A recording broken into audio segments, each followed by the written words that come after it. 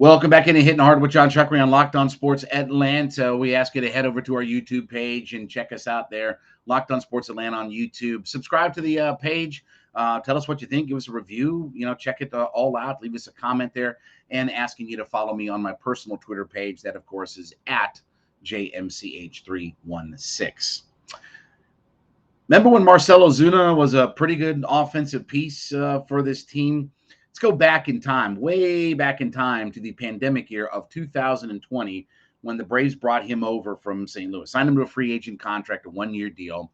He came in and had a monster year for the Atlanta Braves. In the pandemic year, where it was only 60 games, 267 plate appearances, which led the league, by the way, 228 at-bats, 14 doubles, no triples, 18 homers, which led the league, by the way, 56 RBI, which led the league, by the way, with a 338 batting average, 431 on base, 636 slugging percentage, and a 1.067 OPS. Won the Silver Slugger as the DH in the National League, finished sixth in the MVP voting. And with that, the Braves decided to reward him with a contract.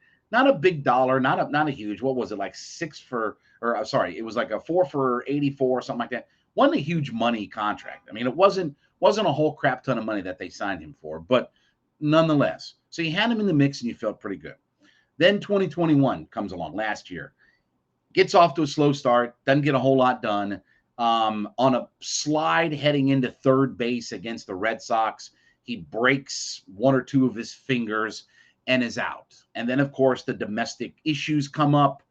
He gets, basically told, stay at home, don't come back for the rest of the year. We're kind of putting you on the exempt list or whatever it is that he went on. And then in the offseason, after all the investigation, everything like that, baseball decides that, hey, he served his penance. He's not going to get suspended.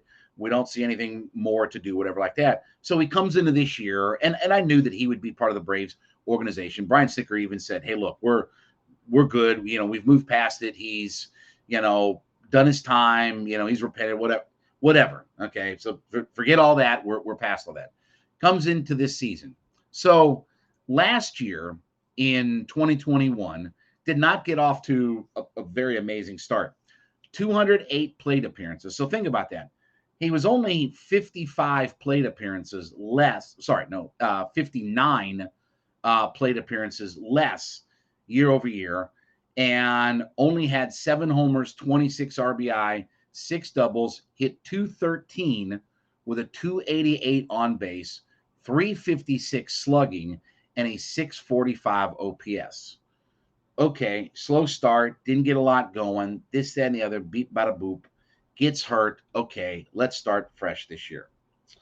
Ozuna this year leads the National League in games played. He's played in all 27 games this year. 113 plate appearances. He has 5 doubles, no triples, 4 homers, 10 RBI, and he's hitting .224 with a .257 on base, 383 slugging, 640 OPS. So let's put all of that together. Between last year and this year, 75 games, 321 plate appearances, 295 at-bats.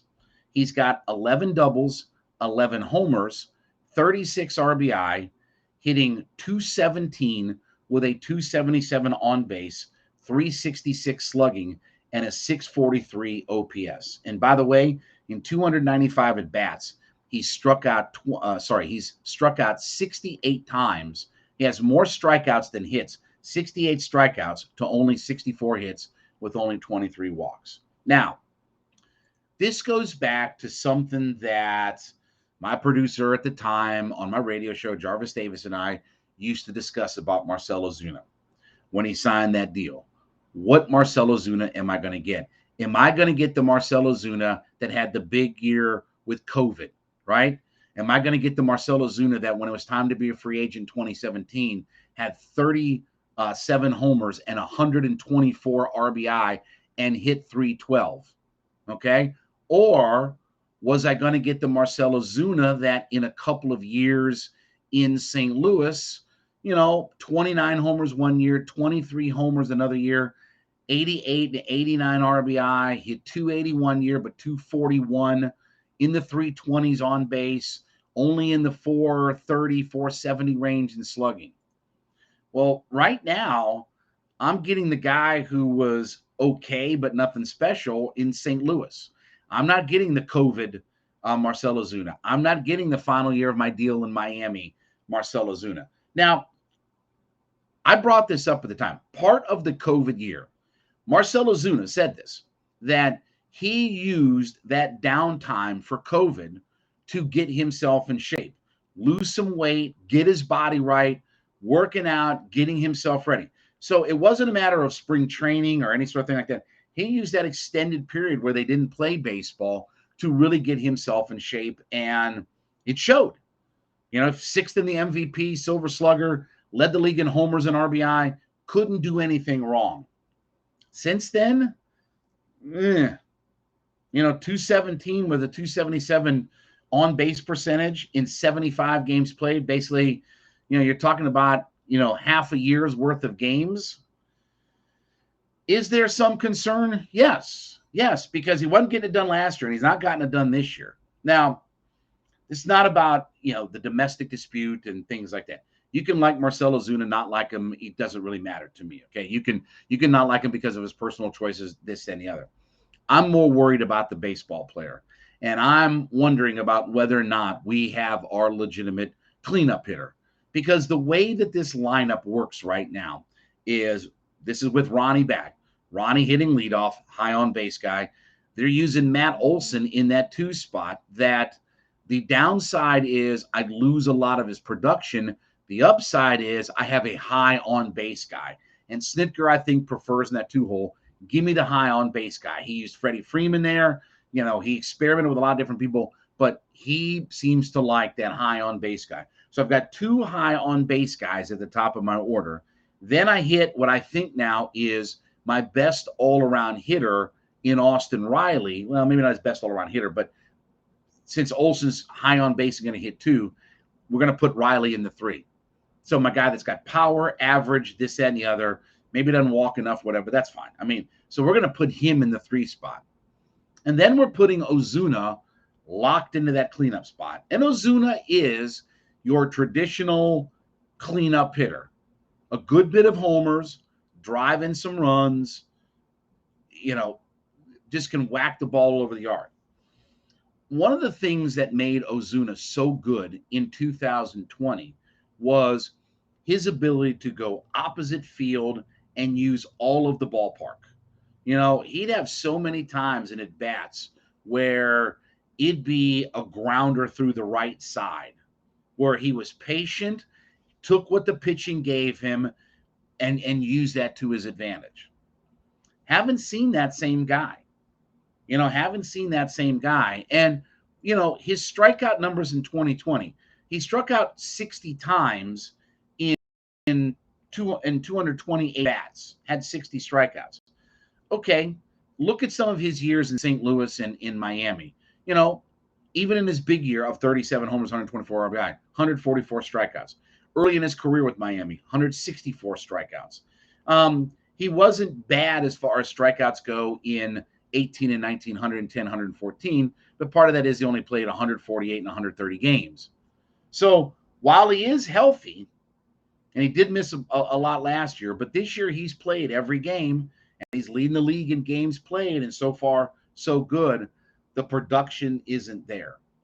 And I don't know how long you ride Ozuna in that cleanup spot, because they're a team right now that is not good with runners in scoring position. They've at times been offensively challenged. And I think ideally you'd like to have somebody that can better regularly protect Austin Riley in your lineup, because you don't want to see teams start to take the bat out of Austin Riley's hands.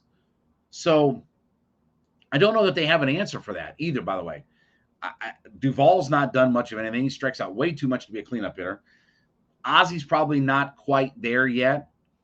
I don't think d'Arnaud is an ideal candidate. I mean, although he kind of hit cleanup from a couple years ago, but I don't know that they have a lot of better options right now in that cleanup spot.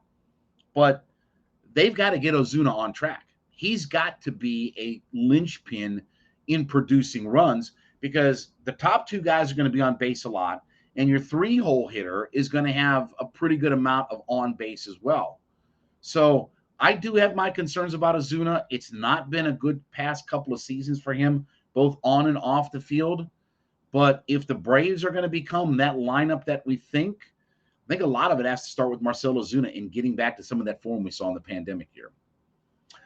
All right, we thank you so much for being a part of our show today, Hitting Hard with Jon Chuckery. Thanks for making us your first listen. Don't forget, make your second listen. My friends at ATL Day Ones, Jarvis Davis, Nitra Batiste, just a couple of friends that are talking about things in the heart of the city of Atlanta, Bulldogs, Falcons, Hawks, Braves. Take your pick. All kinds of stuff going on there. Great show. Step into the conversation. Stay a while. ATL Day One's part of Locked On Sports Atlanta. Free and available everywhere you get your podcasts. And as we said, head over to youtube.com, put in the browser Locked On Sports Atlanta.